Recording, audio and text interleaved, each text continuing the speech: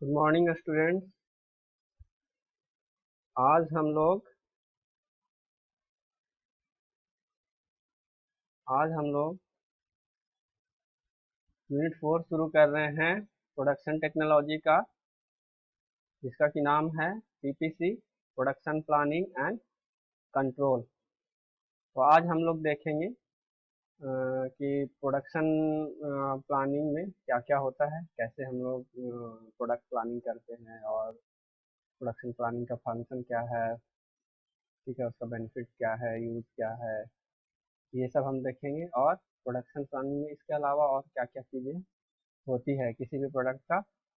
आप जब हम प्लान करते हैं, नया प्रोडक्ट बनाते हैं, तो उसमें और क्या क्या चीज़ें होती हैं वो हम लोग देखेंगे आज।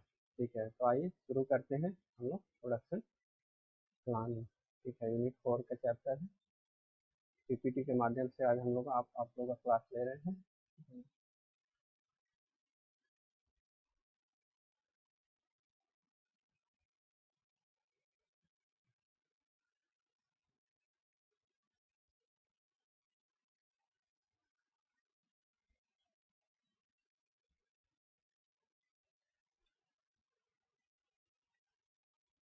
प्रोडक्शन प्लानिंग है क्या? सबसे पहले अगर पीपीसी का शॉर्ट फॉर्म में इसको पीपीसी भी बोला जाता है, तो पीपीसी एक्चुअली है क्या? सबसे पहले तो हम लोग को ये देखना होगा कि पीपीसी है क्या। तो प्रोडक्शन प्लानिंग जो है, किसी भी प्रोडक्ट को जब हम बनाते हैं, किसी भी प्रोडक्ट को जब हम बनाते हैं, तो उसके मैन्युफैक्चरिंग से पहले मैन्युफैक्चरिंग से पहले जितना भी चीज़ हम लोग करते हैं, सब प्रोडक्शन प्लानिंग में आता है। जैसे कि अगर डेफिनेशन का बात करें, तो production planning and control is the organisation and planning of the manufacturing process. मतलब प्रोडक्ट को बनाने के लिए जो मैन्युफैक्चरिंग का जो प्रोसेस होगा और उसका जो रिक्वायरमेंट होगा प्रोसेस का, केवल प्रोसेस का ही हम लोग एनालाइज नहीं करेंगे प्रोडक्शन प्लानिंग में। उस प्रोसेस के लिए जो भी चीज़ें रिक्वायर्ड होगी, जैसे मटेरियल, जैसे कि आपका मटेरियल, लेबर, इकोनॉमिक मशीन का बैलेंस, मशीन का यूटिलाइजेशन, ये सब हम लोग प्रोडक्शन प्लानिंग में हम लोग सब पढ़ेंगे और उसके बारे में हम लोग डिसाइड करेंगे। इवन कि जब हमारा प्रोडक्ट या हमारा प्लानिंग अकॉर्डिंग टू प्लान नहीं जा रहा है, जो एक्टिविटी हम कर रहे हैं प्रोडक्शन प्लानिंग के लिए या किसी प्रोडक्ट को मैन्युफैक्चर करने के लिए, कितना क्वांटिटी में मैन्युफैक्चर करना है उसके लिए, अगर वो एक्टिविटी में कुछ गड़बड़ है या एक्टिविटी हमारे प्लान के मुताबिक नहीं जा रहा है, या प्रोसेस जो हम डिसाइड किए मैन्युफैक्चरिंग प्रोसेस हमारे प्लान के अनुसार नहीं जा रहा है, तो उसको कैसे कंट्रोल करें, कैसे फिर वापस हम ट्रैक पे लाएं, ये सब भी हम लोग प्रोडक्शन प्लानिंग में देखते हैं। तो प्रोडक्शन प्लानिंग क्या है? एक ऑर्गेनाइज और प्लान वे है किसी भी प्रोसेस का, जिस प्रोसेस से हम उसको मैन्युफैक्चर करेंगे, किसी नए प्रोडक्ट को या ऑनगोइंग प्रोडक्ट को। ठीक है, उस उस मैन्युफैक्चरिंग के लिए जो रिक्वायरमेंट होगा उसको एनालाइज करेंगे। वो रिक्वायरमेंट हमारा सब सही है कि नहीं, ये देखेंगे। क्वालिटी चेक करेंगे, प्रोडक्ट का जो क्वालिटी प्रोड्यूस कर रहे हैं as per the quality produce हो रहा है कि नहीं। अगर उसमें कुछ डिफरेंसेस हैं, तो उस डिफरेंसेस को वापस ट्रैक पे हम लोग लाएंगे, उसको ख़त्म करके फिर हम लोग लाएंगे। ये हम लोग प्रोडक्शन प्लानिंग और कंट्रोल में पढ़ते हैं। ठीक है, तो प्रोडक्शन प्लानिंग का, पीपीसी का, प्रोडक्शन प्लानिंग एंड कंट्रोल का 3 स्टेजेस है। एक तो प्लानिंग। ठीक है, प्लानिंग को एक्चुअली ये एक तरह से कहो कि ये प्री प्लानिंग है। प्लानिंग नहीं होकर के इसको हम लोग प्री प्लानिंग नाम दे सकते हैं। कि प्री प्लानिंग में क्या क्या चीज़ होता है, यहाँ पे आपको जो प्लानिंग दिया हुआ है, ये ये प्री प्लानिंग है। ठीक है, ऑपरेशन मतलब ये प्रोडक्शन प्लानिंग है, और कंट्रोल ऑलरेडी आपका कंट्रोल है। तो इस 3 फेज में हम 3 स्टेजेस में प्रोडक्शन प्लानिंग और कंट्रोल को दे सकते हैं।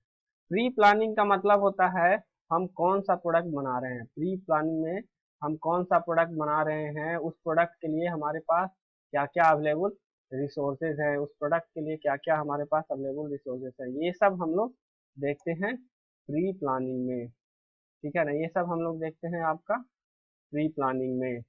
फिर कंट्रोल ऑपरेशन ऑपरेशन में अब प्रोडक्ट डिसाइड कर लिए कौन कौन सा प्रोडक्ट बनाएंगे, उसके लिए रिक्वायरमेंट क्या क्या होगा, हमारा डिजायर और ऑब्जेक्टिव जो हम डिसाइड कर लिए तो इसके लिए क्या क्या चीज का रिक्वायरमेंट है, वो सब आ जाता है आपका ऑपरेशन प्लानिंग में। वो सब आपका आ जाता है ऑपरेशन प्लानिंग में, ठीक है ना। या एक तरह से कहें कि प्रोडक्ट प्लानिंग ऑपरेशन प्लानिंग उसमें आपका आ जाता है। प्रोडक्शन करने के लिए कौन सा प्रोसेस लेंगे, जो हमारा ऑब्जेक्टिव है उसको अचीव करने के लिए क्या मटेरियल रिक्वायर्ड है, मेथड कौन कौन सा होगा, ठीक है ना। मैन्युफैक्चरिंग के लिए मेथड कौन कौन सा होगा, लेबर कितना लगेगा, स्किल्ड लेबर कितना लगेगा, नॉन स्किल्ड लेबर कितना लगेगा, ऑफिसर्स कितने लगेंगे, ये सब हम लोग ऑपरेशन प्लानिंग में करते हैं। मशीन और टूल्स इक्विपमेंट्स है, वो सब हम लोग ऑपरेशन प्लानिंग में करते हैं। नेक्स्ट है control, third phase production planning का। तो कंट्रोल में बहुत कुछ आ जाता है, जैसे इंस्पेक्शन हो गया, क्वालिटी हो गया, डिस्पैचिंग हो गया, शेड्यूलिंग हो गया, ये सब आपका कंट्रोल में आ जाता है। शेड्यूलिंग वगैरह भी एक तरह से कंट्रोल का चीज है, ठीक है ना। शेड्यूलिंग हम लोग डिजायर डिजायर रिजल्ट कम से कम समय में ज्ञात करने के लिए हम लोग शेड्यूल करते हैं किसी भी ऑपरेशन को, ठीक है ना। तो वो हम लोग देखेंगे। देखिए प्रोडक्शन प्लानिंग के लिए, प्रोडक्शन प्लानिंग में क्या है, प्रोडक्शन कंट्रोल में क्या क्या है। तो प्रोडक्शन प्लानिंग में हम लोग रूट वगैरह देखेंगे, प्रोडक्शन प्लानिंग में हम लोग रूट देखेंगे कि रूट क्या क्या है। प्रोडक्शन प्लानिंग में प्लानिंग देखेंगे, रूटिंग देखेंगे, एक एक करके आप लोग को बताते हैं। प्रोडक्शन प्लानिंग में प्रोडक्ट का प्लानिंग, रूटिंग, शेड्यूलिंग और लोडिंग, ठीक है। प्लानिंग का मतलब कौन सा ऑब्जेक्टिव हम लोग को ज्ञात करना है, ठीक है। ऑब्जेक्टिव क्या हम लोग बना रहे हैं, कौन सा प्रोडक्ट बना रहे हैं, उसका स्पेसिफिकेशन क्या होगा, ये सब हम लोग प्लानिंग में आ जाता है। मशीन कौन कौन सा लगेगा, ये सब हमको प्लानिंग में आ जाता है। रूटिंग, रूटिंग में मतलब आ गया कि किस तरह से वो बनेगा, फर्स्ट फेज कौन सा होगा, सेकंड फेज में क्या क्या क्या क्या चीज होगा, थर्ड फेज में क्या क्या चीज हो जाएगा, ये सब रूटिंग में होगा। मतलब अगर ढेर सारा मशीन है तो किस किस तरीके पहले कौन सा मशीन उपयोग होगा, सेकंड कौन सा मशीन उपयोग होगा, ये सब आपका रूटिंग में आ जाएगा। फिर शेड्यूलिंग, शेड्यूलिंग का मतलब होता है कौन से मशीन पे कौन सा काम होगा, ये सब। फिर लोडिंग, उसी तरह से डिस्पैचिंग, फॉलोअप, इंस्पेक्शन और correction. Dispatching, follow up, inspection, correction, ये सब भी हम लोग आगे देखेंगे क्या क्या होता है। तो सबसे पहले देखते हैं ऑब्जेक्टिव ऑफ पीपीसी। पीपीसी का ऑब्जेक्टिव क्या क्या है, ठीक है। प्रोडक्शन प्लानिंग एंड कंट्रोल का ऑब्जेक्टिव क्या क्या है। तो प्रोडक्शन प्लानिंग एंड कंट्रोल का सबसे पहला ऑब्जेक्टिव है गुड्स जो रिक्वायर्ड है, जो कस्टमर को क्या चाहिए, ठीक है, क्या चाहिए और उसको उस समय पे अवेलेबल कराना। जैसे हम अगर हम कोई प्रोडक्शन कंपनी चला रहे हैं तो हमको कोई रिक्वायरमेंट भेजा, ठीक है, कि हमको ये प्रोडक्ट चाहिए और इस समय तक चाहिए, तो सबसे पहले वो मालूम करना उसका ऑब्जेक्टिव है। दूसरा ऑब्जेक्टिव है हमारे पास जो अवेलेबल रिसोर्सेज है उसका मैक्सिमम यूटिलाइजेशन। तीसरा ऑब्जेक्टिव है प्रोडक्शन क्वालिटी, जो प्रोडक्ट हम बना रहे हैं उसका क्वालिटी आपका बढ़िया रहना चाहिए, एज पर द रिक्वायरमेंट रहना चाहिए अगर, ठीक है। नेक्स्ट है minimise the product through through throughput time. Minimise the product throughput time का मतलब क्या हुआ, अमाउंट ऑफ टाइम रिक्वायर्ड। किसी भी प्रोडक्ट को बनाने के लिए जो मैन्युफैक्चरिंग प्रोसेस यूज कर रहे हैं वो कम से कम समय में वो प्रोडक्ट हमको बन जाए, इसी को बोलता है minimise the product through time, throughput time. दूसरा और उसके बाद नेक्स्ट है ऑब्जेक्टिव है main optimum level of inventory, maintain the optimum level of inventory. Inventory में हमको कम से कम अगर हम सामान रखेंगे, इन्वेंट्री में रखा जाता है, इन्वेंट्री का मतलब क्या है, स्टोरेज है। जो हमको जरूरत पड़ता है किसी भी सामान को तो उसको हम लोग पहले से मंगा के किसी स्टोर पे रखते हैं, उसी को इन्वेंट्री कहते हैं।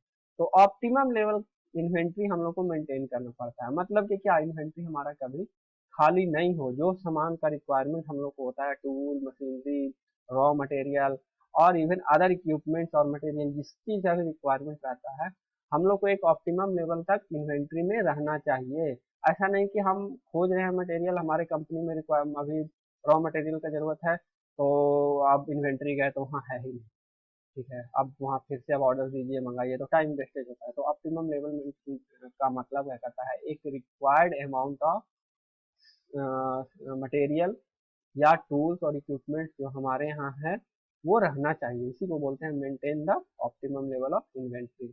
Next objective, to maintain the flexibility in manufacturing operation. Manufacturing operation हम लोग को प्रोडक्शन प्लानिंग एंड कंट्रोल में जो चूज करते हैं वो हम लोग का रहना चाहिए फ्लेक्सिबल, मतलब थोड़ा बहुत चेंजेस उसमें हम लोग कर सकते हैं, एकदम रिजिड नहीं रहना चाहिए। जो प्रोसेस जो हम लोग यूटिलाइज करते हैं उसमें अपने रिक्वायरमेंट के हिसाब से हम लोग चेंजेस उसमें कर सके, क्योंकि प्रोडक्ट वैरी कर सकता है। तो जब तक आप लोग प्रोडक्ट वैरी करेगा तो उसके लिए रिक्वायर्ड जो मैन्युफैक्चरिंग प्रोसेस होगा वो भी आपका वेरिएबल हो जाएगा।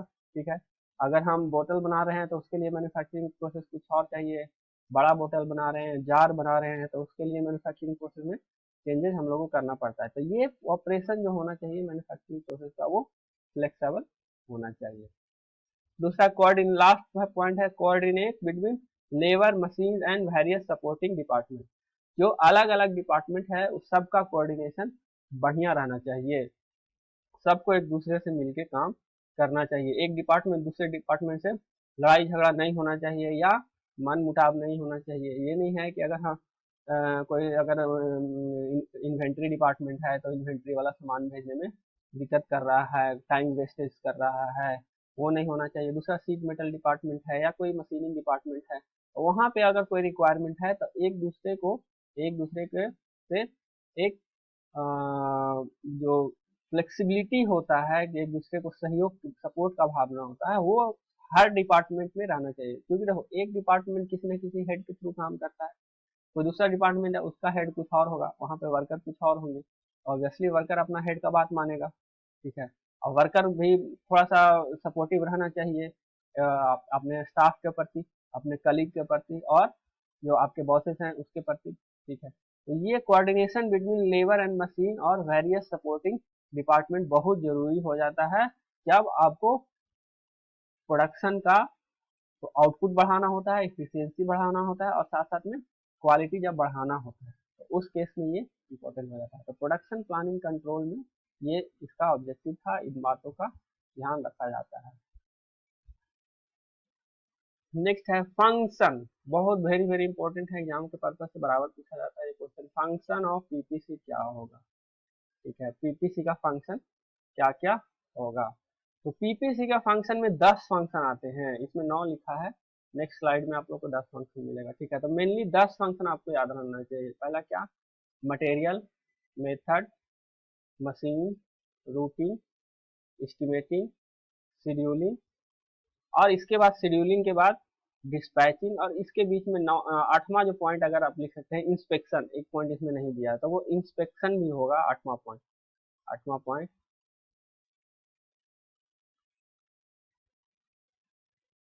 इंस्पेक्शन। ठीक है ना, ये होता है। उसके बाद 9वां एक्सपेंडिटिंग और 10वां इवेल्युएटिंग। एक एक करके हम लोग सब देखेंगे कि सारा पॉइंट क्या क्या है, और इसमें जो जो वेरी वेरी इंपॉर्टेंट पॉइंट है उसको देखेंगे, जैसे शेड्यूलिंग, शेड्यूलिंग हो गया आपका, रूटिंग हो गया, ये बहुत महत्वपूर्ण पॉइंट है। उसके बाद इवेल्युएटिंग, ये भी महत्वपूर्ण पॉइंट है। मेथड्स, जिसमें ऑपरेशन रिसर्च वगैरह हम लोग पढ़ते हैं वो है। मटेरियल का तो ऑलमोस्ट आप लोगों को सबको पता ही है मटेरियल का, तो उसमें ज़्यादा कुछ है नहीं। ठीक है, फिर भी देखेंगे हल्का फुल्का। ठीक है, तो मटेरियल क्या कहता है? मटेरियल किसी भी प्रोडक्ट के लिए जो रिक्वायरमेंट है उसको सबसे पहले तो सुरक्षित करिए। सुरक्षित करिए का मतलब क्या? अपने पास जमा करके रखिए। ठीक है, अगर कोई भी कंपनी कोई प्रोडक्ट बनाती है तो उस प्रोडक्ट के लिए जो जो मटेरियल का रिक्वायरमेंट होता है वो अपने पास वो प्रिक्योर करके रखता है, उसी को बोलते हैं प्रिक्योरमेंट। ऑब्जर्व करके, मान लिया हमारे पास हमको नट एंड बोल्ट बनाना है, तो 1000 की मात्रा में नट और बोल्ट, थाउजेंड्स की मात्रा में नट एंड बोल्ट बनाना है, तो उस नट और बोल्ट बनाने के लिए जो मटेरियल का रिक्वायरमेंट होगा और जितना मटेरियल का रिक्वायरमेंट होगा उतना हम खरीद के रखेंगे, या उसके लिए हम लोग बॉन्ड करके रखेंगे किसी सप्लायर से, या रॉ मटेरियल जहां हमको मिलता है वहां से उसके लिए हम लोग डील करके रखेंगे। फिर अगर डील हो जाएगा तो उसको स्टोर करेंगे, या स्टोर करके इन्वेंट्री में ला करके हम लोग अपने रिक्वायरमेंट के अनुसार इन्वेंट्री में ऑप्टिमम लेवल का इन्वेंट्री उसका मेंटेन करके हम लोग रखेंगे। नेक्स्ट है मेथड। तो मेथड में हम लोग अच्छा आगे देखते हैं। पहले यही देखते हैं, उसके बाद एक एक करके सब हम देखेंगे। फंक्शन और फंक्शन का पीपीसी का जो फंक्शन है उसको हम खुद से एक आप लोग को बनाए हैं एक लिए, मेरे पास जो अवेलेबल मटेरियल था उसके लिए। तो फंक्शन जैसे हम लोग प्रोडक्शन प्लानिंग का देखे थे, ये प्रोडक्शन प्लानिंग का आपका 3 गो स्टेज था, 3 स्टेज आपको बताए थे, ये planning, pre planning, control, sorry pre pre pre planning और ऑपरेशन को हम लोग बोले थे प्लानिंग और फिर कंट्रोल। ठीक है, तो वही यहाँ पे हम लोग ये हम बनाए हैं प्री प्लानिंग फेज में क्या क्या होता है प्रोडक्शन प्लानिंग का, प्लानिंग फेज में क्या क्या होता है और कंट्रोल फेज में क्या क्या होता है। इसको एक बार समझ लो, बहुत आसानी हो जाएगा। ठीक है, तो पहले ये आप लोग को एक बार हम समझा देते हैं कि है क्या। तो pre planning operation first phase, जो प्रोडक्शन प्लानिंग एंड कंट्रोल का जो फर्स्ट फेज है वो प्री प्लानिंग है। तो प्री प्लानिंग में हम सबसे पहले क्या करते हैं, ये सीरियल वाइज जो हम लिखे हैं ना, ये सीरियल वाइज से आपको एक्सप्लेन करते चलेंगे कि है क्या। तो प्री प्लानिंग में हम लोग सबसे पहले प्रोडक्शन का जो है किसी भी प्रोडक्ट, सबसे पहले तो प्रोडक्ट डिसाइड करेंगे क्या है, उसके बाद प्रोडक्ट के लिए क्या रिक्वायरमेंट है, प्रोडक्ट का डेवलपमेंट, वो प्रोडक्ट और अच्छा कैसे हो सकता है और उसका डिजाइन, उस प्रोडक्ट और अच्छा कैसे हो सकता है और उसका डिजाइन ये डेवलप करेंगे।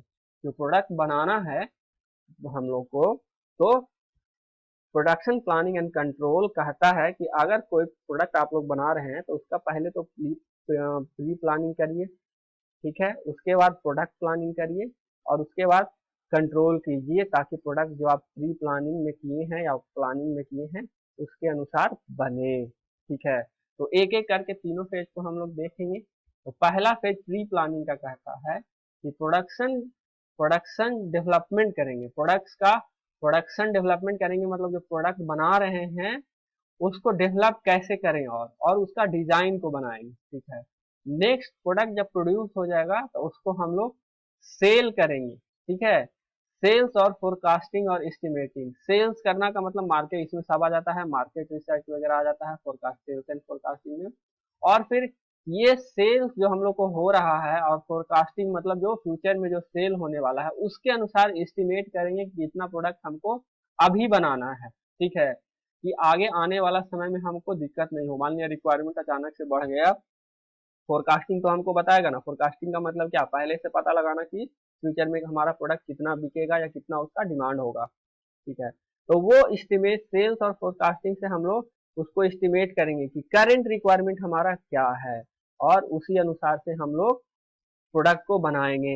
अब करंट एस्टिमेट अगर हमको मिल गया तो उसका फैक्ट्री का एस्टिमेट हम लोग कर सकते हैं कि फैक्ट्री में हम कौन सा प्लांट लेआउट बनाएंगे, जो बैच प्रोडक्ट प्लान प्रोडक्ट करेंगे कि मास मास मास मास प्रोडक्शन करेंगे, उसके अनुसार हम लोग फैक्ट्री लेआउट बनाएंगे, इक्विपमेंट और पॉलिसी लाएंगे और फिर अगेन ये सब को फिर हम एक बार रिवाइज करके प्री प्लानिंग जो प्रोडक्शन है वो क्लियर करेंगे। ठीक है ना, प्री प्लानिंग प्रोडक्शन हम लोग क्लियर करेंगे।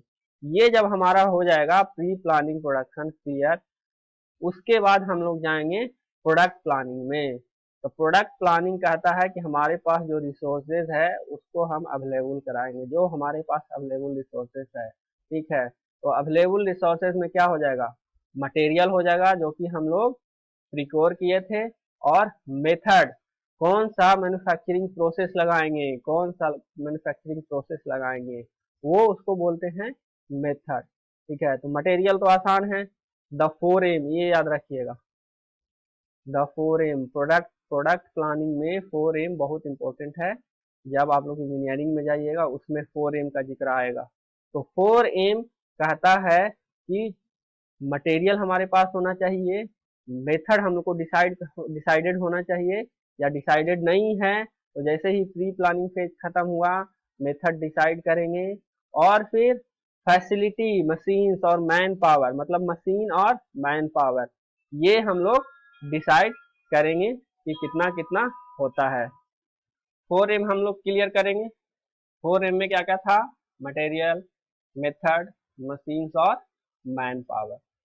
4M के बाद फिर हम लोग आएंगे कंट्रोल पे। ठीक है, मतलब प्री प्लानिंग हो गया, प्रोडक्शन प्लानिंग हो गया, अब जब मैन्युफैक्चरिंग प्रोसेस जब हम लोग स्टार्ट करने से पहले उसका सब डिसाइड करेंगे कि कंट्रोल कैसे होगा, हमारा मैन्युफैक्चरिंग जो हम करेंगे प्रोडक्ट वो कंट्रोल कैसे होगा। ठीक है। तो इसमें सबसे पहले हम लोग आएंगे रूटिंग पे।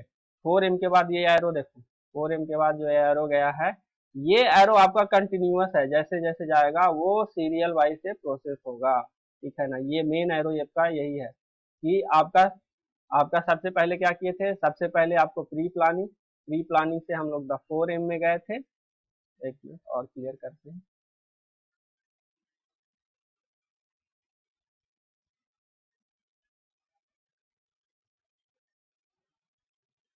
प्री प्लानिंग से हम लोग 4M में गए थे।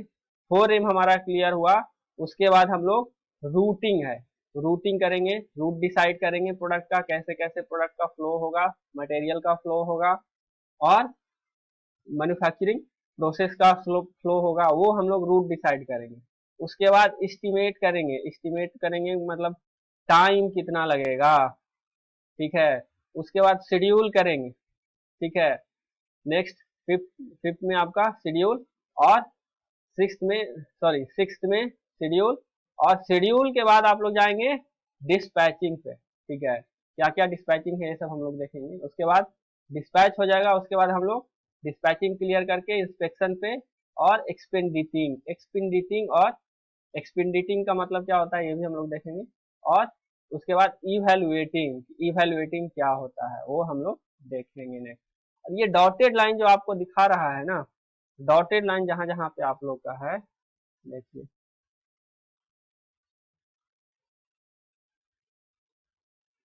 ये जो डॉटेड लाइन है इसका मतलब हो गया कि आप जब रूटिंग किए, रूटिंग के बाद एस्टिमेटिंग में गए, तो एस्टिमेटिंग के बाद से कोई डॉटेड लाइन नहीं है, तब तो एस्टिमेटिंग हम कर लिए। मगर जैसे ही फिर शेड्यूलिंग में गए, तो शेड्यूल गए तो शेड्यूल फिर हम रीचेक करेंगे कि हमारा एस्टिमेट के अनुसार शेड्यूल चल रहा है कि नहीं।